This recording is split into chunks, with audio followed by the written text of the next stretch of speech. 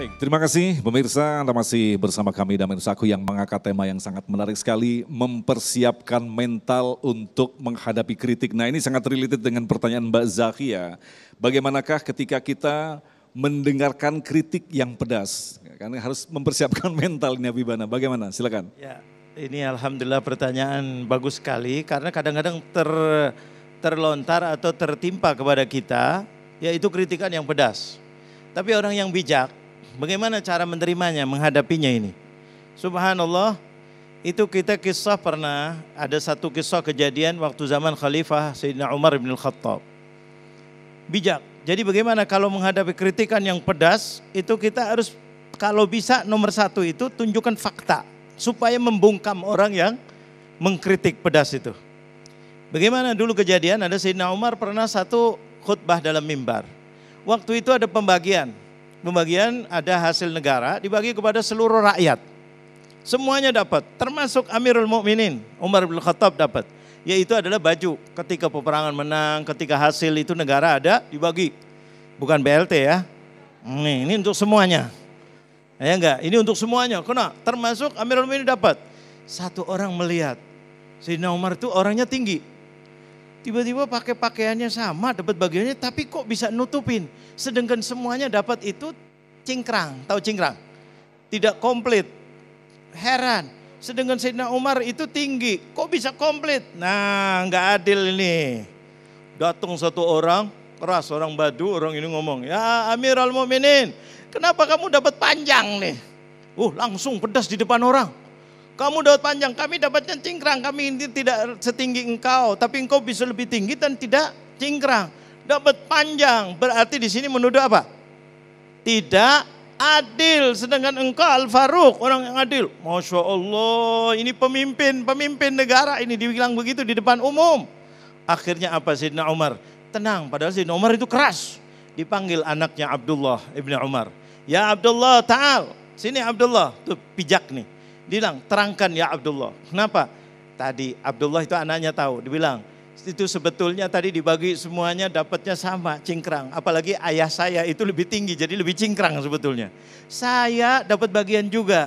Cuma saya melihat ayah saya kesian, bagian saya untuk ayah saya. Allah. Maka ayah saya dapat panjang, saya tidak dapat. Nah, kritikan tadi membungkam orang yang kritik pedas tadi. Oh gitu, sorry, minta maaf. Coba bayangkan, jadi kalau orang dikritik, pedas, hadapi dengan tenang. Kalau memang dia tidak salah, jawab dengan bukti. Bukti, tunjukkan bukti. Kalau sudah menunjukkan bukti, insya Allah orang itu akan bungkam 1000 bahasa. Dan ini akan menunjukkan kehebatannya orang yang dikritik tadi. Berarti hebatnya luar biasa. Ini masalah kritik ini luar biasa. Kita masalah, maaf sedikit ketika waktu kita kemarin COVID, peraturan-peraturan banyak apa tidak kira-kira? Oh, diantaranya peraturan yang dikritik oleh sejagat raya. Seorang suami nggak boleh istrinya atau orang siapapun termasuk istrinya duduk di sampingnya. Ingat apa tidak kira-kira? Dalam satu mobil. Sedangkan di rumah, coba bayangkan, ini aturan, dikritik, wah marah, aturan. Jangan gitu dong. Kasihkan bukti, kenapa tidak boleh? Begitu juga dulu ada selentingan, gak boleh mudik, tapi boleh pulang kampung. Akhirnya direvisi, alhamdulillah ini kritikan-kritikan banyak terjadi. Ini bukan kita ngomong kosong. Ini perdebatan luar biasa, mudah-mudahan Allah berikan. Jadi kalau kita dikritik dengan pedas, kitanya harus dengan adem. Adepin, cari cara keluarnya. Buktikan bahwa itu adalah tidak benar. Bukan mengatakan, kamu melawan, kamu ini itu, cari kesalahan. Tambah lagi banyak kritikan yang lainnya.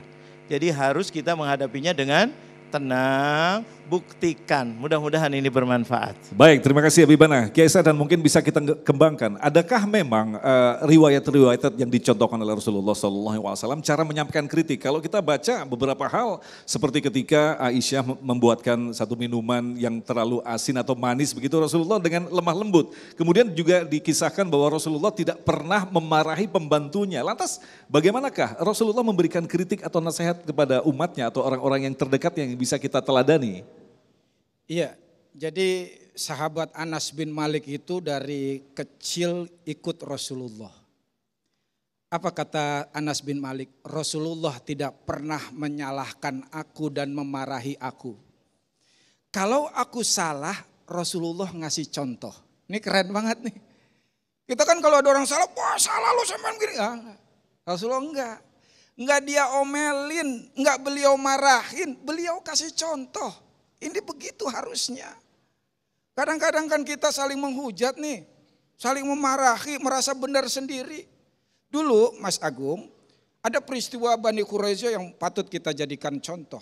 Bagaimana pasukan muslimin suruh berangkat ke Bani Quraisyah, kata Rasulullah, la yusalliyanna ahadal asra ya illa fi Bani Quraisyah.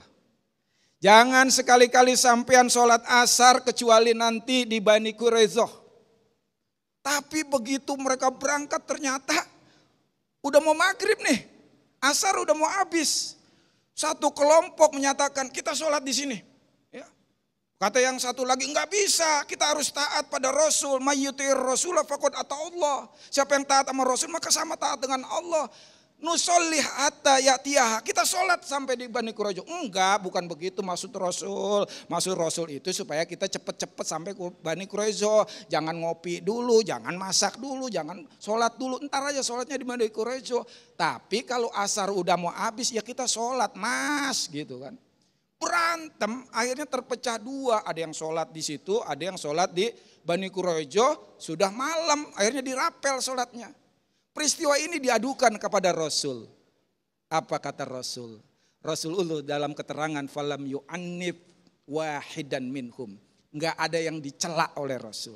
Enggak ada yang dicaci maki oleh Rasul. Kata Rasul, la haraj, enggak masalah. Masya Allah.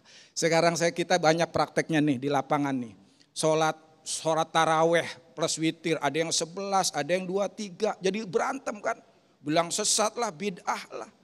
Sholat taraweh 11 rakaat boleh enggak? 2 rakaat boleh enggak? Yang enggak boleh apa? Nah ini salah lagi, boleh enggak sholat, orang sholat taraweh. Ya kan? Ini sering nyalain orang tuh. Lah sholat taraweh enggak apa-apa, enggak sholat juga. Baik. Ya, kira-kira begitu Mas Agung. Terima kasih Kiai Sadan, Habibana, luar biasa sekali ilmu yang telah disampaikan kepada kita. Mudah-mudahan ini menjadi bekal bagi kita untuk mengoreksi diri kita yang selama ini barangkali belum siap untuk dikritik. Untuk itu kita harus belajar ternyata mengkritik juga membutuhkan ilmu. Insya Allah nanti kita akan lanjutkan dalam segmentasi tanya jawab, segmentasi doa bersama Habibana tentunya selepas pesan-pesan berikut ini. Damai Indonesiaku.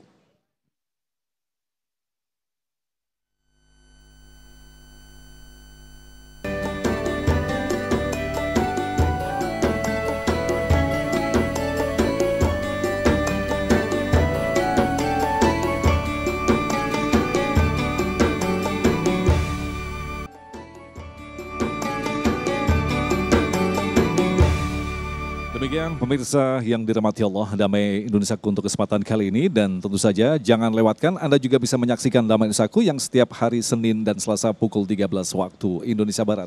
Agung Izul Haq dan kerabat kerja yang bertugas serta pendukung acara ini, Sarung Wadimor, tentu Sarung kita mengucapkan terima kasih atas perhatian Anda. Assalamualaikum warahmatullahi wabarakatuh.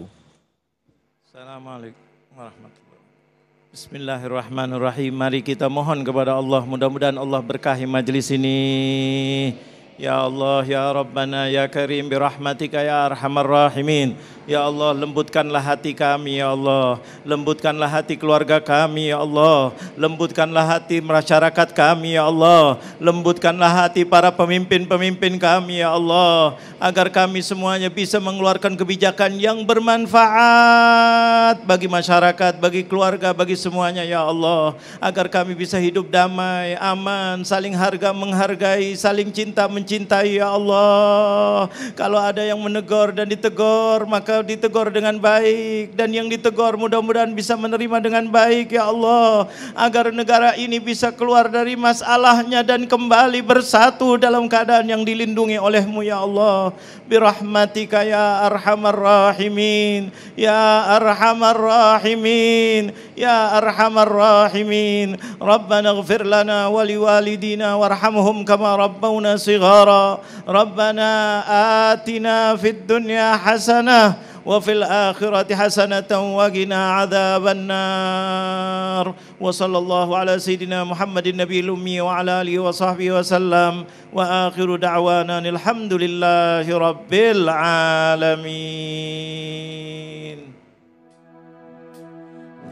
Rabbana atina fid dunya hasanah wa fil akhirati hasanah wa qina azabannar. Rabbana atina fid dunya hasanah wa fil akhirati hasanah wa qina azabannar.